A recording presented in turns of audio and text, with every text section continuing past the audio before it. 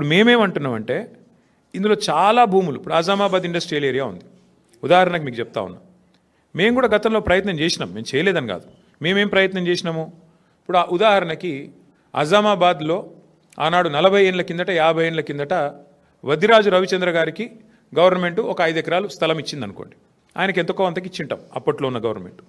ఇచ్చిన తర్వాత వద్దిరాజు గారు కొంతకాలం నడిపిండు ఇండస్ట్రీ, ఓ 10 ఏళ్ళకో 15 ఏళ్ళకో నడిపి తర్వాత ఫర్ వాట్ ఎవర్ రీజన్ ఆయన బంద్ పెట్టుకున్నాడు. తర్వాత భూమి ఆయన చేతుల్లో ఉంది, అవసరమైతే ఆడు ఇంకేదో చేస్తున్నాడు.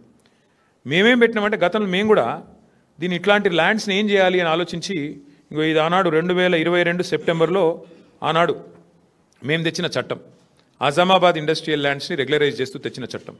అందులో ఏం పెట్టాం మేము, ఒకవేళ వద్దిరాజు రవిచంద్ర గారికి మనం ఇచ్చిన భూమి కనుక ఆయన చేతుల్లోనే ఉంటే, ఆ రోజు డబ్బులు కట్టి ఉన్నప్పటికీ కూడా ఇవాళ మరి ల్యాండ్ యూజ్ మారుతున్నది కాబట్టి, ఆ రోజు పరిశ్రమకున్న భూమిని ఇవాళ మారుస్తున్నారు కాబట్టి 100% రిజిస్ట్రేషన్ 100% మళ్ళీ కట్టి ఇస్తే మళ్ళీ మీకు ఇస్తాము, మీరు వాడుకోండి అని చెప్పాం.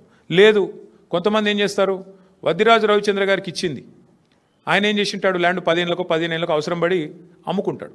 గంగుల కమలాకర్ గారికి అమ్ముకున్నాడు అనుకోండి. ఇప్పుడు గంగుల కమలాకర్ గారి చేతిలో ఉందనుకో ఆ భూమి, ఎగ్జాంపుల్ చెప్తున్నా, మీరు సీరియస్ తీసుకున్నారు. గంగుల కమలాకర్ గారి చేతిలో ఉంటే ఒరిజినల్ అలాటీ చేతిలో కాకుండా ఇంకొకరి చేతిలో కనుక మారింటే, ఆ రోజు మా ప్రభుత్వం పెట్టింది ఏంటి అంటే నిబంధన, అట్లాంటి కేటగిరీ ఉంటే కేటగిరీ 2 కింద పెట్టి 200% కట్టాలి మీరు, 200%. ఎందుకంటే మీరు అప్పుడే నిబంధనలు తుంగలో దెక్కారు. రవిచంద్ర గారికి ఇస్తే రవిచంద్ర గారు నడపకుండా ఇంకొకరికి అమ్ముకున్నాడు, ప్రభుత్వ భూమి హక్కు లేకపోయినా అమ్ముకున్నాడు, ఆయన కొనుక్కున్నాడు, కాబట్టి 200% అని పెట్టినాం. ఈరోజు వీళ్ళు ఏం చేస్తున్నారు ఎరికైనా మీకు, ఎంత టూ మచ్ అంటే, కేసీఆర్ ప్రభుత్వం వచ్చినాక మీకు తెలుసు, హైదరాబాద్ నగరంలో కాదు మొత్తం తెలంగాణలో భూముల ధరలకు రెక్కలు వచ్చినాయి. 5 లక్షలు కూడా పలకని భూమి ఒక్కొక్క కాడ 50 లక్షలకు పోయింది. 10 రెట్లు 20 రెట్లు 30 రెట్లు పెరిగిన భూములు ఎన్నో ఉన్నాయి తెలంగాణ వ్యాప్తంగా. ఆదిలాబాదు, నారాయణఖేడు, ఈ మూల ఆ మూలని కాదు, అలంపూరు, గద్వాల, అంతటా భూముల ధరలు పెరిగినాయి. ఇవాళ రేవంత్ రెడ్డి గారు ఏం చేస్తున్నారంటే, ఆయన ప్రభుత్వం ఏం ఆలోచన, ఎంత పెద్ద కుంభకోణం అంటే ఇదేం పాలసీ అంటే తెలుసా మీకు, ఈ 9292 ఎకరాలు వీళ్ళు ఏం చేస్తారట అంటే, మా గవర్నమెంట్లో మేమున్నప్పుడేమో 100% SRO రేట్ చెల్లించాలా ఒరిజినల్ అలాటీ చేతిలో ఉంటే, ఒరిజినల్ అలాటీ చేతిలో కాకుండా ఇంకోటి చేతికి పోతే 200% అని పెడితే, రేవంత్ రెడ్డి ఏమంటున్నాడు, కేవలం అప్లికేషన్ పెట్టుకుంటే వారం రోజులనే పర్మిషన్ ఇస్తారట. ఏది, TS ఐపాస్ లెక్క, అర్జెంటుగా డబ్బులు కావాలి కాబట్టి, అర్జెంటుగా లూట్ చేయాలి కాబట్టి వారం రోజుల్లో పర్మిషన్, మరొక వారం రోజుల్లో స్పెషల్ CS ఆధ్వర్యంలో కమిటీ అప్రూవల్, మరొక వారం రోజుల్లో ఫీజు డిమాండ్ నోటీస్, 45 రోజుల్లో మొత్తం ప్రక్రియ పూర్తి. అన్నింటికి మించిన హైలైట్ ఏంటంటే 100% 200% నిబంధన మనం పెడితే మన కేసీఆర్ గవర్నమెంట్లో 30% కడితే చాలంట. ఎంత హైలైట్ అంటే 30% చాలంటే, ఏది 30% SRO విలువ. ఉదాహరణకి మీకు ఎగ్జాంపుల్ చెప్తాను. ఆజామాబాద్లో ప్రస్తుతం SRO విలువ, SRO వాల్యుయేషన్ 32,000 రూపాయలు ఉంది, కానీ అక్కడ మార్కెట్లో 150,000 ఉంటుంది. యాజ్ ఇట్ ఈస్ 5 రెట్ల తేడా ఉంటుంది. బాలానగర్లో 45,000 ఉంది, కానీ బయట మార్కెట్లో 2 లక్షలు ఉంటుంది. జీడిమెట్లలో 32,000, 12,000 నుంచి 32,000 ఉంది, మార్కెట్ వాల్యూ దగ్గర దగ్గర 1,00,000 ఉంది. నాచారంలో 2,300 రూపాయల నుంచి 37,000 దాకా ఉంది, మార్కెట్ వాల్యూ 1,00,000 ఉంది గజం. నేను చెప్పేది చెర్లపల్లిలో 10,000 ఉంది గజం SRO ప్రకారం, మార్కెట్ వాల్యూ కనీసం 75,000-80,000 ఉంటుంది. మల్లాపూర్లో కేవలం 8,400 ఉంది SRO వాల్యుయేషన్, మార్కెట్ వాల్యూ కనీసం 70,000-75,000 ఉంటుంది. ఇప్పుడు వాళ్ళు చెప్పే, రేవంత్ రెడ్డి చెప్పే లెక్క ఏంటంటే, చెర్లపల్లిలో నీకు ఇండస్ట్రీ ఉందనుకో, మార్కెట్ వాల్యూ అక్కడ 1,00,000 ఉన్నప్పటికీ SRO వాల్యూ 10,000 ఉంటే, రేవంత్ రెడ్డి గారు ఏమంటున్నారు, మీరు అందులో 3,000 కడితే చాలంట, మీకు ఇచ్చేస్తాం 45 రోజుల్లో. ఇంకా హైలైట్ చెప్తాను మీకు.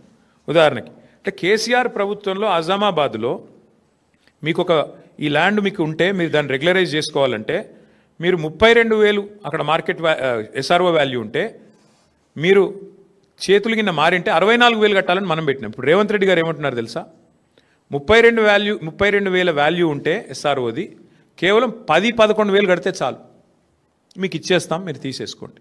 అంటే దీని వెనక ఉన్న కుంభకోణంలో ఇక్కడ మెయిన్ పాయింట్ ఏంటంటే, ఇవాళ ఒక ముఠా తిరుగుతుంది హైదరాబాద్లో. ఆ ముఠా సభ్యులు ఎవరెవరే అంటే, ఏవి రెడ్డి, కొండల్ రెడ్డి, తిరుపతి రెడ్డి, కృష్ణారెడ్డి, వీళ్ళెవరో కాదు, అంతా ముఖ్యమంత్రి గారి బిజినెస్ పార్ట్నర్లు, ఆయన కుటుంబ సభ్యులు. మొత్తం అగ్రిమెంట్లు చేసి పెట్టుకున్నారు ఇవన్నీ. మొత్తం ఈ భూములన్నిటికీ అగ్రిమెంట్లు, వెనకాల ఎంఓయూలు, ఒప్పందాలు అన్నీ కుదుర్చుకున్న తర్వాతనే మళ్ళీ దీని మీద ఆర్ఆర్ ట్యాక్స్ ఉంటుంది. ప్రతి దగ్గర ప్రభుత్వానికి వచ్చేది 30%, మళ్ళీ తర్వాత 60%, 70% రేవంత్ రెడ్డి గారికి, కాంగ్రెస్కు ట్యాక్స్ కట్టాలి, కప్పం కట్టవలసిందే. ఈ లెవెల్లో అంటే ఒక 4-5 లక్షల కోట్ల భూములకు వీళ్ళు పెట్టిన టెండర్ ఇది. నేను అడిగేది ఒక్కటే, మీరు ఆలోచించండి దయచేసి. మొన్న మీరు జూబ్లీహిల్స్ ఎలక్షన్ చూసినారు. అక్కడ ముస్లిం సోదరులకి శ్మశాన వాటికకి ఇద్దామంటే 2 ఎకరాల జాగలేదు, 2 ఎకరాలు జాగలేదు జూబ్లీహిల్స్లో. హైదరాబాద్లో ఒక ఇందిరం ఇల్లు ఇవ్వలేదు 2 ఏళ్లలో. ఒక పేదవాడికి హైదరాబాద్ ఇల్లు కడదామంటే ఇవాళ 1 ఎకరం జాగలేదు ప్రభుత్వం దగ్గర. హైదరాబాద్ కాంక్రీట్ జంగల్గా మారిపోతున్నది. ఒక పార్క్ కడదామంటే జాగలేదు. నేను ఇవాళ రేవంత్ రెడ్డిని అడుగుతున్నా, 9,292 ఎకరాల విలువైన భూమి నువ్వెందుకు ప్రైవేట్ వాళ్ళకి దారాదత్తం చేస్తున్నావు? ఇది ప్రభుత్వ భూమి కదా. ప్రభుత్వ భూమిని మీరు పారిశ్రామికీకరణ కోసం, పారిశ్రామిక అవసరాల కోసం ప్రైవేట్ వ్యక్తులకు రాయితీ మీద ఇచ్చిన భూమి ఎందుకు వాళ్ళ కండిషన్ పెడతలేవు? నీకు నిజంగా డబ్బులు కావాలంటే ఓపెన్ మార్కెట్లో ఆక్షన్ పెట్టు, ఓపెన్ మార్కెట్లో ఆక్షన్ పెట్టు, వాళ్ళని కూడా పాల్గొనమను, వెనక్కి తీసుకో, క్యాన్సిల్ చేయి. నీకు పరిశ్రమ కోసం కేటాయించినా నువ్వు పరిశ్రమ నడుపుతలేవు కాబట్టి is is null and white, cancel చేయి, ఓపెన్ భూమిలో ఆక్షన్ పెట్టు. అది పెడతలేడు. రెండోది, హైదరాబాద్లో నీకు ఇల్లు కట్టేందుకు జాగలేదు, పార్కుకు జాగలేదు, ఒక్క ఇందిరం ఇల్లు ఇయ్యలేదు నువ్వు. హైదరాబాద్లో శ్మశానాలకు కూడా దిక్కులేదు జాగా. మరి 9,292 ఎకరాల్లో ఒక 7,000 ఎకరాలు ప్రభుత్వం వెనకకి తీసుకొని ఇండ్లు కట్టి, పార్కులు కట్టి, బ్రహ్మాండంగా శ్మశాన వాటికలకు జాగలి ఇవ్వడం వద్దంటుండా? ప్రజల అవసరాలకు హాస్పిటల్ కడదామంటే జాగలేదు. ఇలా హాస్పిటల్ కట్టాలంటే మనం కొనుక్కోవాలి జాగా. ప్రభుత్వం ఏదైనా కొత్తది ఏదైనా చేయాలంటే కొనుక్కోవాలి. నువ్వేం చేస్తున్నావు?